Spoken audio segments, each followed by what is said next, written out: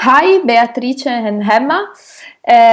We are here today with Beatrice Catanzaro. She's an Italian artist who co-founded Bait al Karama in the old city of Nablus in the Palestinian territories in 2012. The project consists of a social cultural center run by women, where food-related activities plays a pivotal role. So, Beatrice, thank you very much for accepting our invitation to record this interview. Thank you. Hey, Beatrice, thank you. Thank you for being here. And the first question that we would like to ask you is exactly about this role of the food. Can you explain why did you decide to use the food as a catalyst in Nablus context? Well, I think that food, for me, in the first place, was a question of hospitality, which was one of the strongest traces of the Palestinian community in my eyes from the beginning. When I first visited Nablus in 2009, and it was during a residency program in Bethlehem, and I had the opportunity to meet the woman whom I co-founded then the project, Fatima Kaddoumi, in Nablus. And the hospitality of her family, of the community, was very much spinning around food. Obviously, being also Italian, food has always been a very important element in my own culture. So I could see those connections. And this was, let's say, the first, flavor. Then I also understood that food is for women in a conservative society is one of the main activity. They wake up in the morning thinking what they will cook, and they spend a lot of their social time socializing around food, preparing together, sharing, all kind of long process-based food preparation. Yeah. Also, the old city of Nablus is in the old city. You have one of the main souk, the main market in the West Bank. So you walk in the street and you're surrounded by flavors, smells. It really wraps you up, And also, men have a strong role in the food making. So it is really a tie for the society.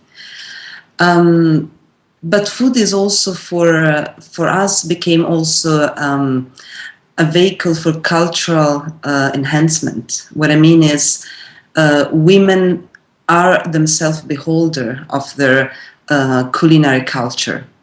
They might not know where the recipes come from, the history of food. They might not be aware of how the certain food spices and so on came to their plates. But they are amazing chefs. They have this intelligence in their hand, in the making. So food for us became also a way to put them in the position of being protagonists of their own culture. And by setting up a cooking school, also to invite them to research about their food heritage. And the idea of a cooking school is mainly a place of conviviality where you can bring people from various parts of the world. We have guests that come from really all over, Americans, European, Asians. And through making together, through learning the Palestinian traditional cuisine, you create a space of encounter that hardly you can create through other, let's say, other means. And I'm saying that because women feel very comfortable. The Palestinian women that we work with, which are women from disadvantaged background, they feel comfortable in their kitchen. They feel, they have the situation in their hands. Yeah. And they became the vehicle of that knowledge for the guests. Yeah. That is very interesting because in a way it introduced the next question, because I wanted to ask you, how do you explain your position as an artist in this kind of process?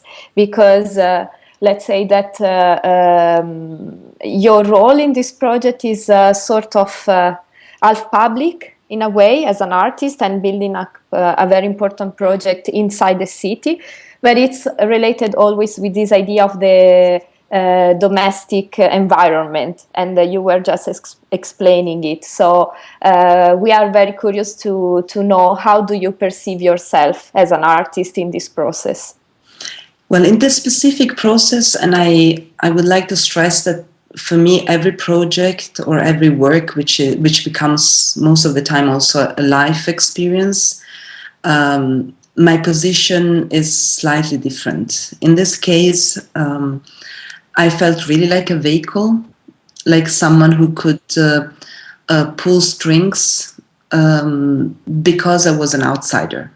Mm-hmm. I mean, the gift of being surely an artist, but mainly a foreigner, allow me to dare where local women couldn't.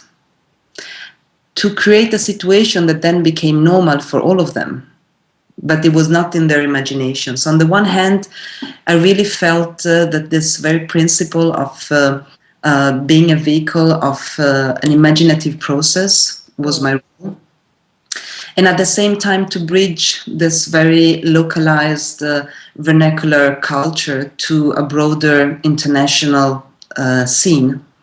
Not necessarily to link it up to the art scene, but to connect it, for instance, with slow food, of which we became part in 2012 as the first slow food center in Palestine, to try to find connections that would expand this place on the outside, but without creating a process of gentrification, if possible. Yeah. So I think I really felt like a vehicle, a mediator, very much an invisible presence, but somehow, helping to move things in a direction that we commonly decided for. Yeah, and about that, it's interesting because you just mentioned that one of the goals was to go beyond the artist scene in a way, to go really further. And I was thinking that has a lot of relation with the useful art, Arte Útil, when we are always talking that the artists are going really out of the context of art to trying to do something else. And one of the key questions is, what does it imply to put art into use? So in your project, how do you define? I think that this is a very tricky question because, of course, it raises an issue about utility. So I might not be ready to answer. I might need more years of my life to work in this direction and to think about it. But because, of course, one of the freedom in an expanded field of art is that you can also do something useless. So the term utility is a very complex term. I think that for me, rather than just to put it in this term, I think that for me, art has always been a field where I could imagine possibilities that were not yet happening. I could imagine realities, and I could imagine how those realities could transform. And of course, if you want to create something that is successful, and excuse me the term, I put it in big brackets, the imagination cannot fall very far from reality. Because you want people to participate. Yeah. You want to create a new paradigm, you want to create a new scenario. And you want to create what can also be defined as a intersubjective space. So you want people to participate in this new scenario. And I think that art and Util art in that sense could be an art that really can bring to envision realities that can transform. Yeah. And that's also a tricky term to use, obviously, because what are you transforming and how are you transforming it? But I really feel that the imagination in that sense is the key question. And imagination, if it's in its deepest understanding for me, it's something that happened collectively. Yeah. And I think that art in that sense has that power. Because you can dare. You can go beyond the reality. I mean, when I first arrived to Nablus and I suggested this idea of a cooking school, Fatima, with whom I started to work, she thought I was totally crazy. Not because it was a crazy idea in itself, but because within the context, in a place which is struggling still to have his independence as a country, which is still under occupation, what does it mean to start to think about a cooking school? Yeah. But then you can start to tie it with, we are using food also as a form of resistance. We are using food as a form of political activity. Yeah. Okay, so the next question would be, it's about visibility actually of the practice, because we know that it's, as you were saying before, it's tricky to talk about utility of a practice, but then it's very important to have a project that is functioning in the real context in a way. So how is it important for you and for your practice, but specifically for this particular project, to be visible within an institutional context? Well, I think visibility as far as, okay, let's put it in this way. I often thought about what will I do if they would invite me for an exhibition. And after years working in Nablus, I understood that actually the format of an exhibition is not interesting for this specific project. So again, going back to one of the previous questions about, every project has its own nature and needs. You need to find the right format of visibility as well. Visibility for this kind of project could lead to, showcasing an ethnographical group of women. That's not interesting. On the other hand, a narrative of the project, like for instance in this case of this, active archive, I think it's very useful because it gives the opportunity to create a storytelling. Yeah. And often stories of project have more resonance than mainly for a project like this. I mean, the story itself, I think, has a strong impact. Maybe more than showcasing his visual identity. So I think maybe yes. I think institutions can be an important place to keep on the life of a work through their narration. Yeah. Yeah. So actually, we wanted to ask you about how useful it will be to be part of the Arte Útil archive in a way, but I think that you already answered. I think it's what I can add is that it is very important, I think, to create those hubs where people can really understand what does it mean when we talk about those kind of projects that are, you can call it Arte Útil, you can call it engaged art practice, but to have enough material for people to understand that this is existing.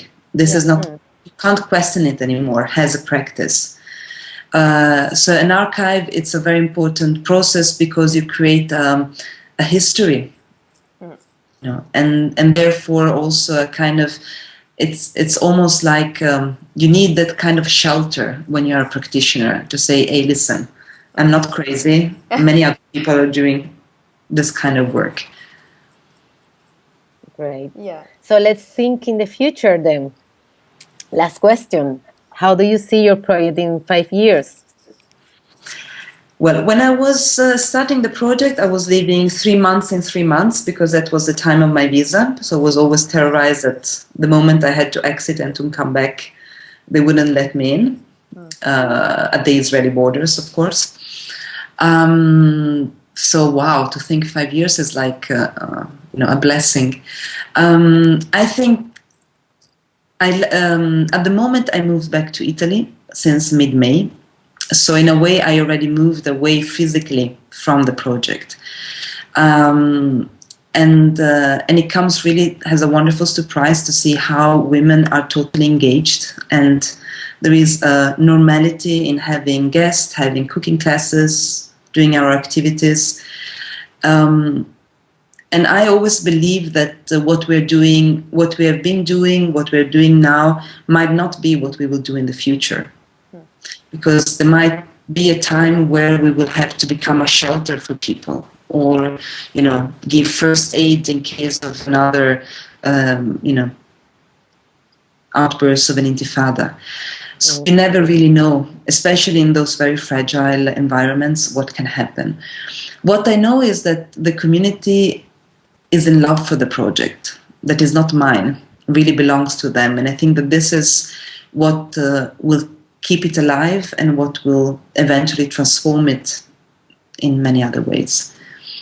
But if we survive, is already a miracle. Nice. So fingers crossed. Okay, Beatrice, so thank you very much for your time, and thank you for being with us for this interview. Good luck with the project, and thanks again. Thanks. Bye. Bye. Thank you. Bye.